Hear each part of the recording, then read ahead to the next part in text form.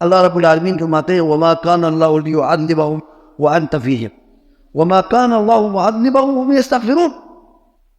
اللہ رب العالمین کسی امت کو یا بلکہ ہمارے نبی علیہ السلام کے بارے میں امت کے بارے میں فرمایا کہ اللہ تبارک و تعالیٰ اس امت کو عذاب نہیں دیں گے جب آپ ان کے اندر ہوں. جب ہمارے نبی علیہ السلام جب موجود تھے، صحابہ کے درمیان موجود تھے، زندہ تھے، تو جب کوئی بھی مصیبت آتی نا تو اللہ کے نبی کے ہاتھ اٹھانے کی دیر ہوتی تھی، اور اس وقت باران رحمت کی کوئی دیر نہیں ہوتی، عذاب نہیں آتا.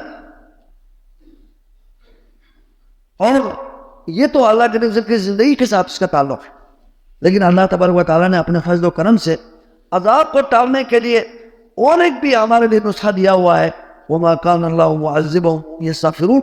جب یہ لوگ توبہ استغفار کرتے رہیں، اپنے گناہوں کو چھوڑیں، توبہ استغفار کریں، تو اس وقت پہ اللہ تبارک و تعالیٰ کو عذاب دینے والے نہیں ہے.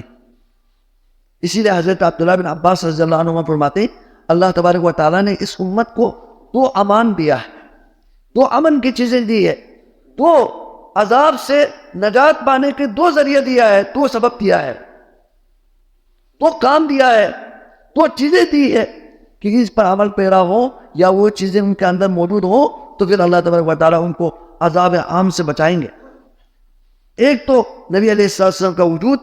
وہ تو آپ علیہ السلام اس دنیا سے چلے گئے، لیکن جو آخری جو سبب ہے وہ قیامت تک کے لیے، جب تک سورج مغرب سے طلوع نہ ہو، یعنی آخرت کی قیامت کی بہت بڑی نشانی ظاہر نہ ہو، اس وقت تک یہ فرصت ہمارے پاس موجود ہے کہ ہم میں سے کوئی توبہ استغفار کرے گا تو پھر انشاءاللہ اللہ تبارک و تعالیٰ کی طرف سے عذاب ٹل جائے گا. اس کے لیے توبہ استغفار ہے.